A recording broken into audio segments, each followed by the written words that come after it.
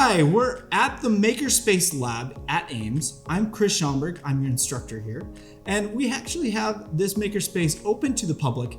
Today we're going to be doing a takeaway, which is something that you can build in-house in a day and take away as a project.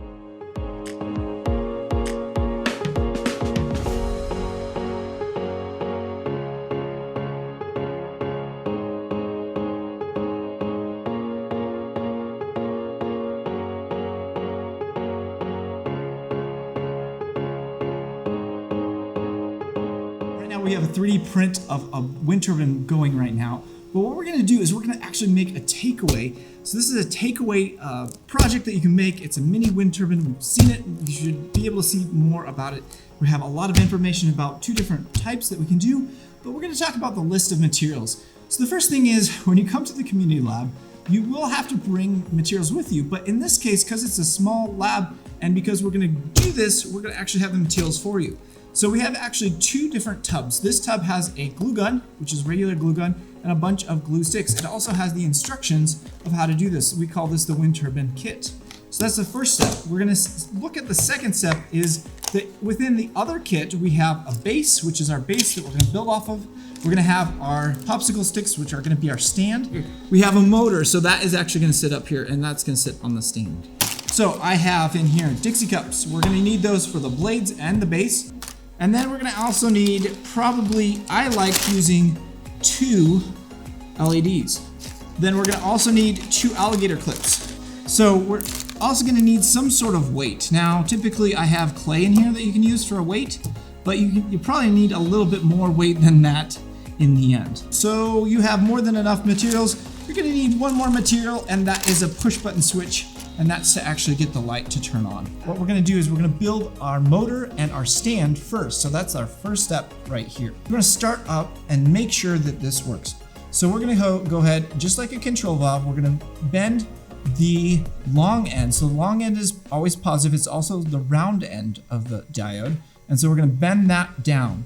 We're gonna keep the negative straight, and I'm gonna take my other LED and I'm gonna switch it. So instead of the long end, so I'm gonna bend the long end down. Okay, I'm gonna take the short end and the long end, and I'm going to wind them together. So now I'm gonna alligator these. So I don't really know which one's negative and which one's positive because they're both going in opposite directions. We're gonna alligator those together. Now we're gonna take our motor, we're gonna go put one on one side, and we're gonna put the other on the other side. Now, we're gonna go ahead and we're gonna spin this. We can see the light is going on. You always wanna start up with it working. So now we're gonna go ahead, we're gonna build the stand. Now to build the stand, we need to use the CD player as our base. It's a great base. You don't wanna use the enamel side because that will actually peel off and that won't be good. And then all you'll have is enamel and not a base. So we're gonna use the actual CD plastic side, glue all the way around the base.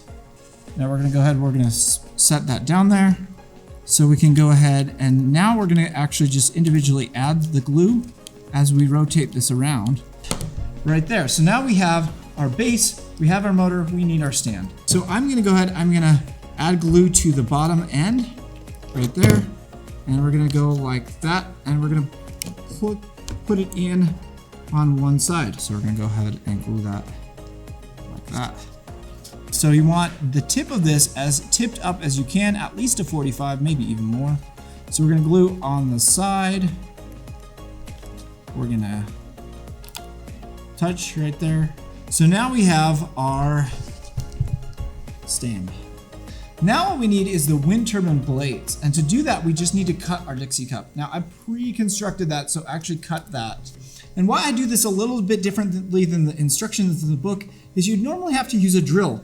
Well, yes, it's great, we have drills, you can use drills, but for our younger crowd, it's good to actually use tools that are not as dangerous, and drills can be dangerous, and we'd have to have a parent help to do this. Now in this case, glue guns I think most younger kids can use. So in this case, I think the cork is the better way of designing this. It's also a great hub between the motor and the wind turbine blades. So we're gonna go ahead, we're gonna put our staged right here, we're gonna actually put these out in 4 separate stages. We're gonna go ahead, we're gonna put this right there. We're gonna put our popsicle sticks on like that. Now we're gonna go ahead, we're gonna glue. And I say orientate twice and glue once. And that is our finished product for the nacelle, the front, the very hub of our wind turbine. Because we still need to add the blade tips to that. Now, here is a trick, and it is really valuable. One thing that you want to do is you want to actually have the wavy side, right? You want to have it down. So if this is your front, that's your back. The bottom is on the bottom. Okay, the bottom is on the bottom. We're going to put the tip of this motor through the bottom there. So it's facing out like it would us. So we want the round part or the glossy part on the bottom. And here's the biggest trick. You only want one side on all of these to be facing, to be glued on. Okay, so now we have blades, we have them on here.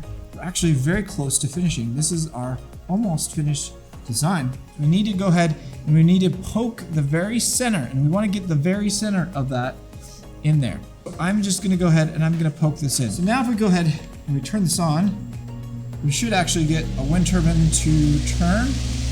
Now you might actually have to move it in different places, and it might go faster in different places than other places.